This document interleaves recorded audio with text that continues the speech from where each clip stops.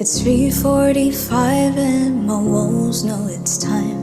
They're probably tired of this storyline, but they stay quiet because my world's had enough.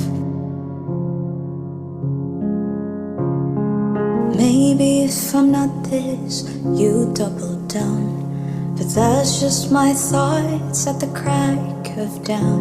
I stay quiet because my world's had enough.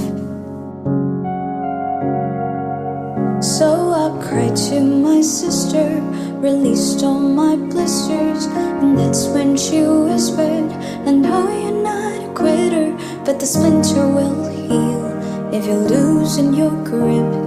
So let's leave this here. But I know